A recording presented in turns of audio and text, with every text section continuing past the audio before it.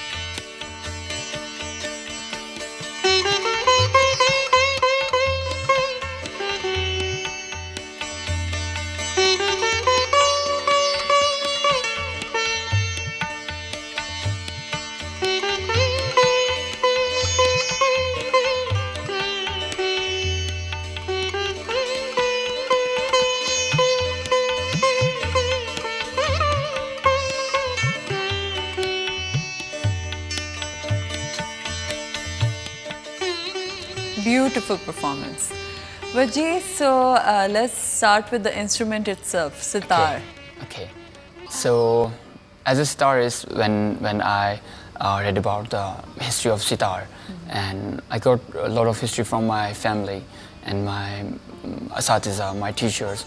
So, when it comes about the sitar history, we can easily say that there is no doubt that sitar is totally invention of Hazrat Amir Khusro Rahmatullah alayh. So, it's an ancient instrument. The time of Amir Khusro is before 800 years ago. So sitar's age is 800 and something. So it's very rare and ancient instrument.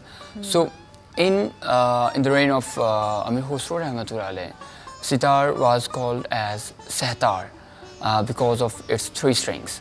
Because when Amir Khusro Rahmatullah alayh invented sitar, there was 3 strings on this beautiful What's instrument. the journey from 3 strings to 7 strings? So after Rami Khusro, rahmatullah alayh, the great sitarist Ustad Majid Khan Sahab, he was known as the Majid Khan Sahab. His nickname was Majid Khan. So he modified sitar from 3 to 7 strings. So after this beautiful modification, sitar was called as sitar. So this is the journey from 3 to 7 strings.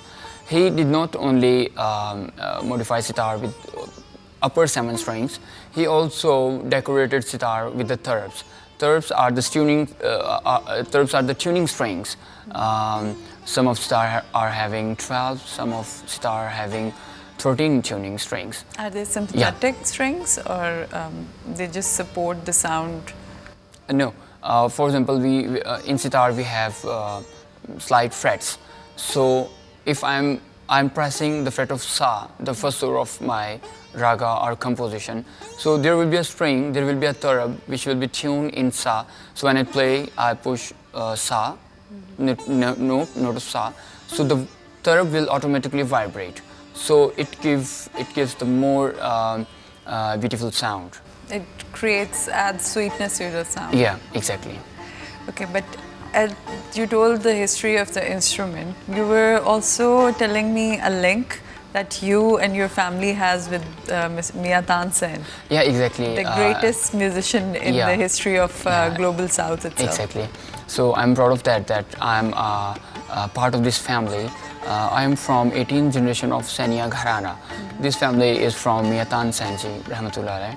And he was also in the nine jewel of Emperor Akbar. So he was basically the most, you can say that most senior musician in our contemporary history, contemporary musical history. So he invented a lot of ragas like Miya Ki Malhar, Megh, and Miya Ki Todi. So he actually added a lot of ragas in our history, in our music.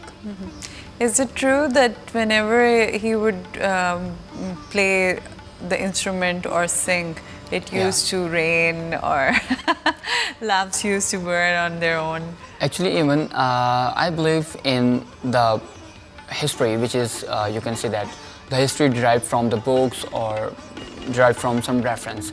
So I can't say that he played a raga and there was a raining.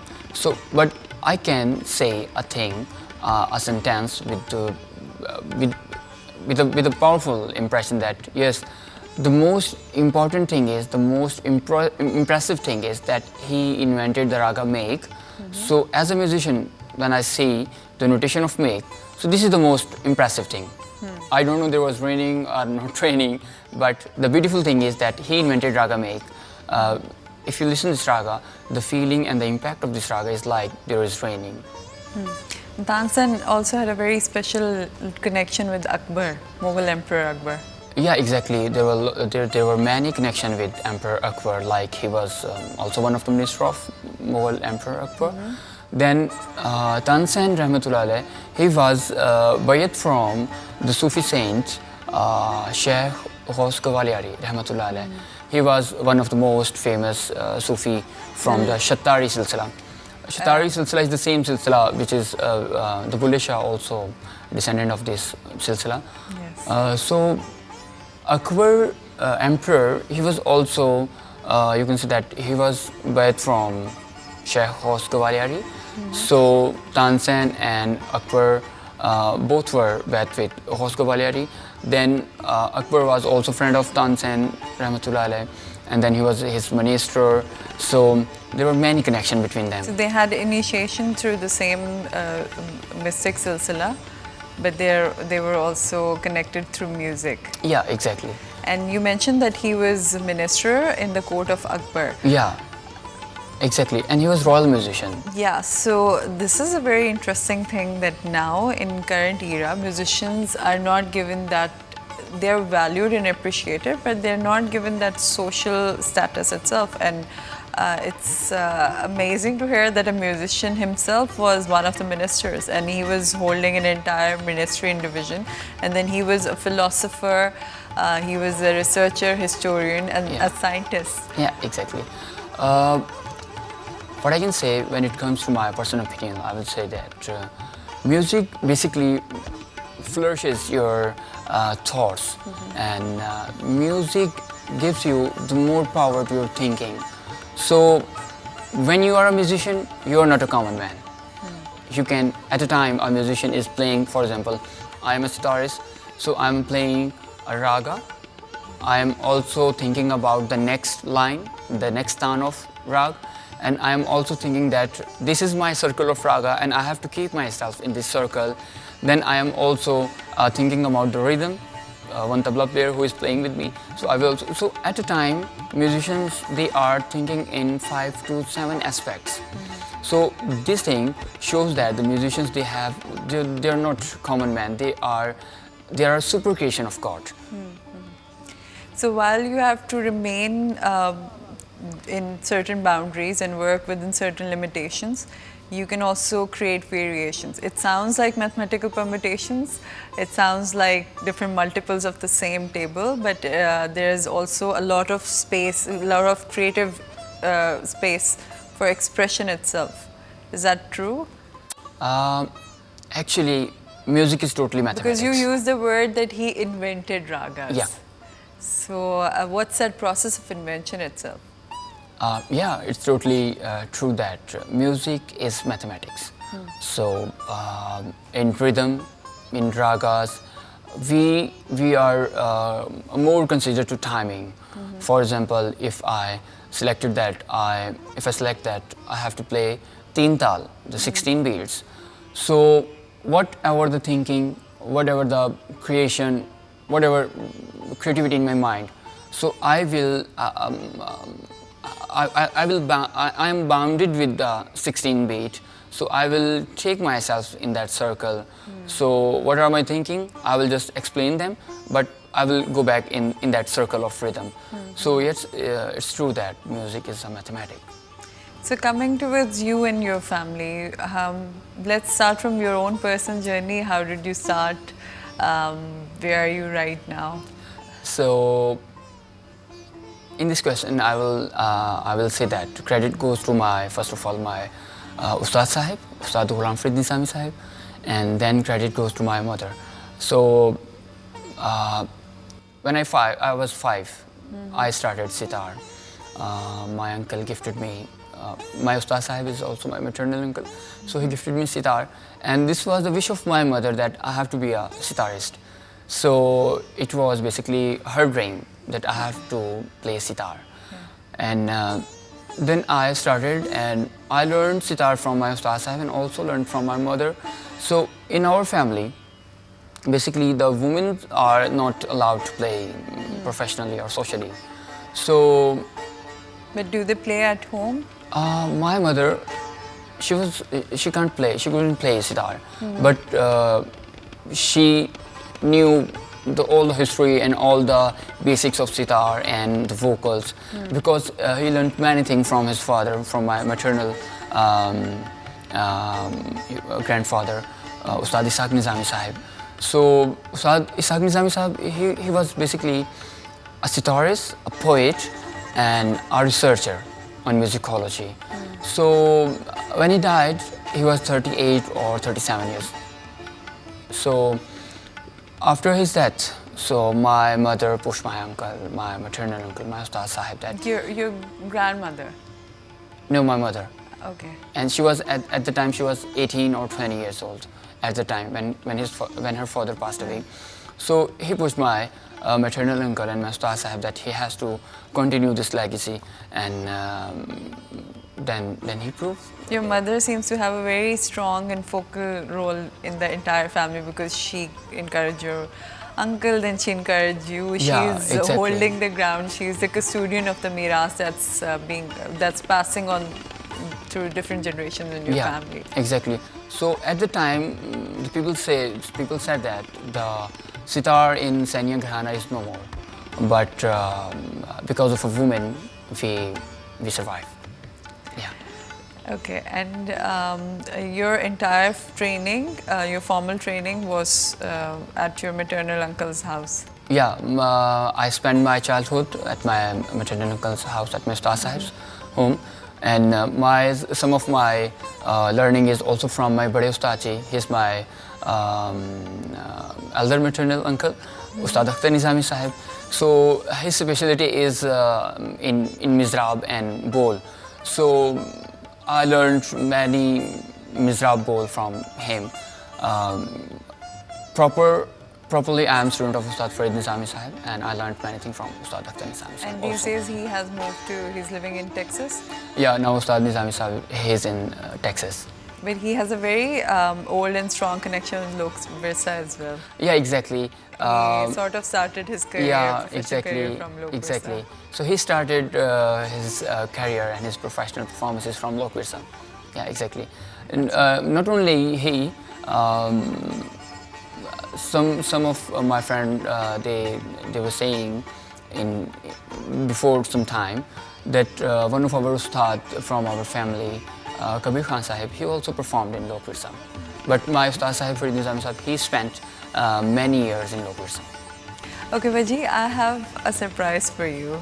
Okay. And it's a performance that you might not have seen before. Okay, interesting. Friends, let's watch a beautiful magical performance of Ustad Kabir Khan Saab and Ustad Farid Nizami at Lok Virsa. It's a very old recording, but you'll love it.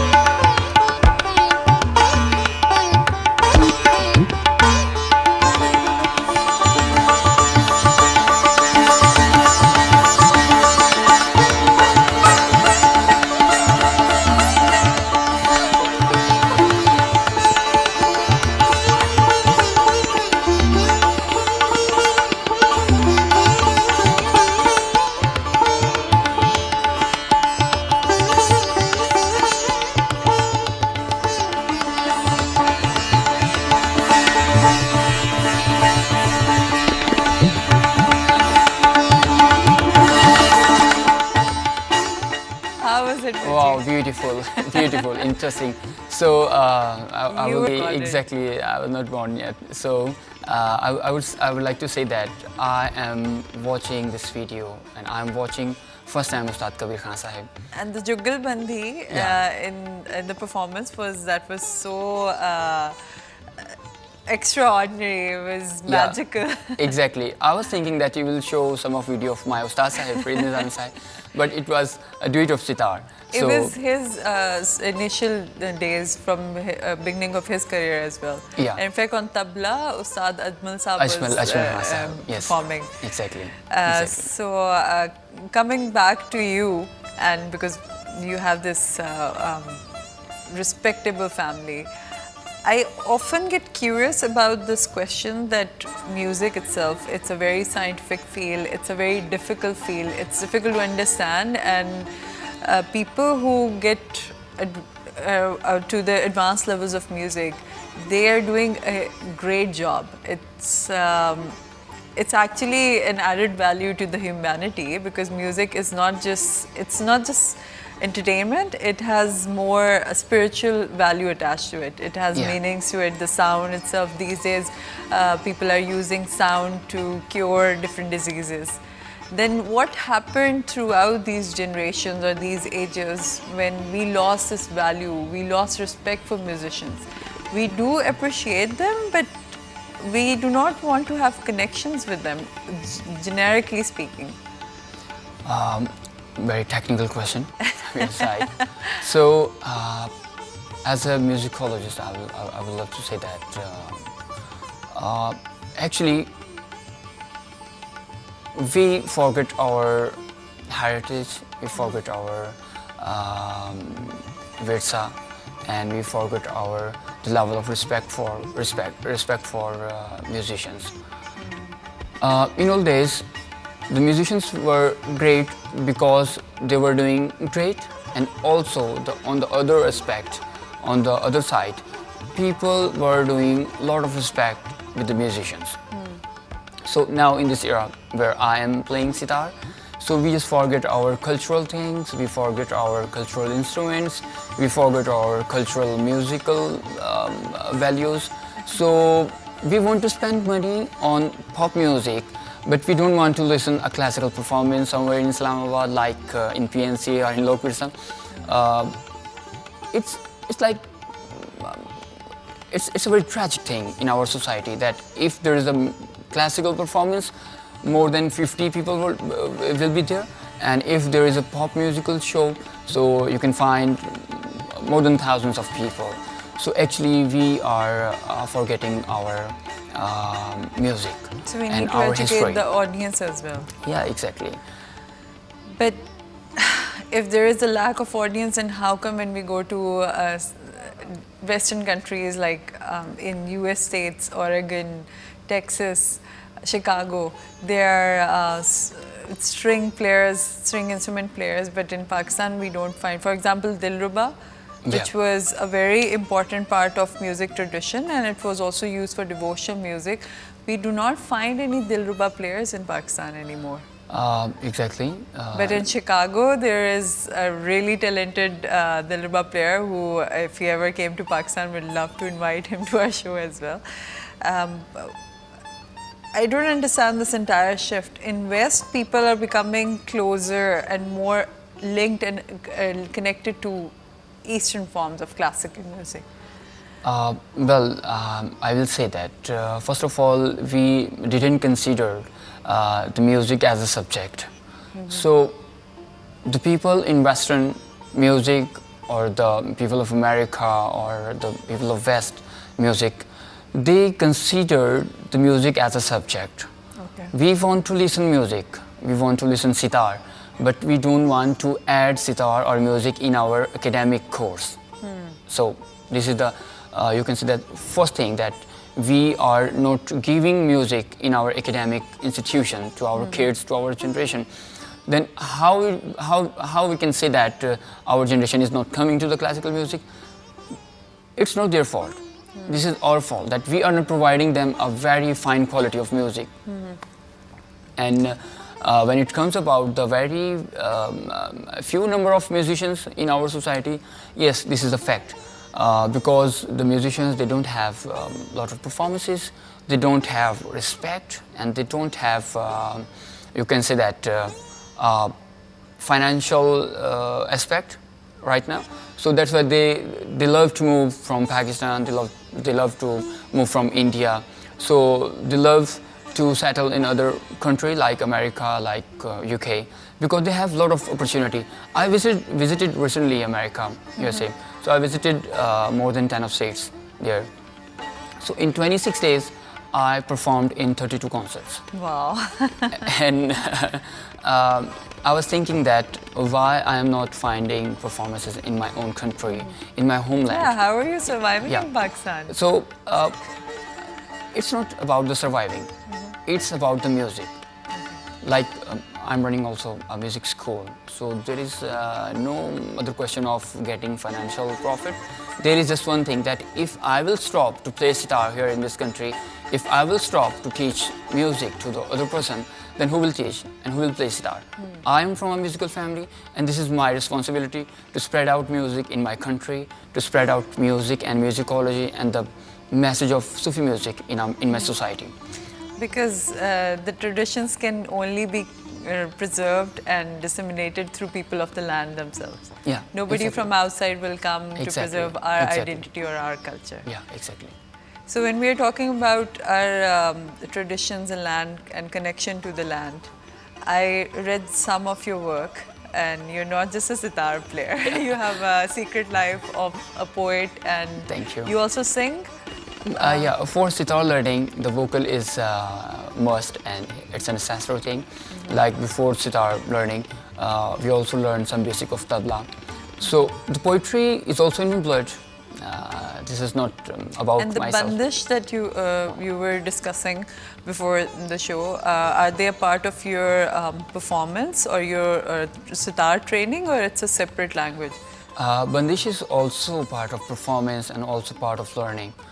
Sitar, the instrument sitar has its own language. So there are bowl of sitar. We have language like dir, da, ra, darar, dir. So there are you can say that main basic alphabet of this language. Then we compose this language into a composition. Like if I will play sitar, if I will play a gut from a raga, so first of all there will be an idea in my mind in the language of sitar. Okay. Let me show you one example. Sure. There is a gut from raga Sud Sarang.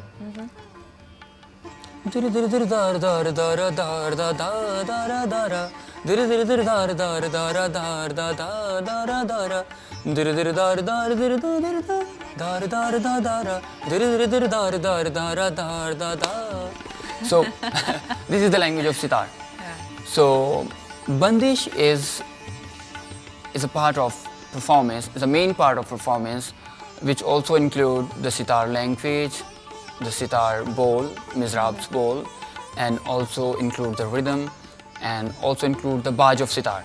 And I will also share the baj. Baj is a style of music.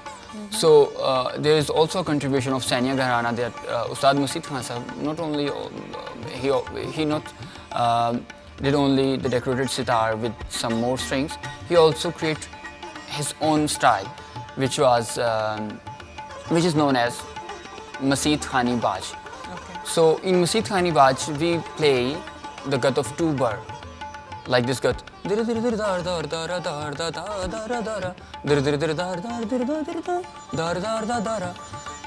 this is a gut from Masid Khani Baj.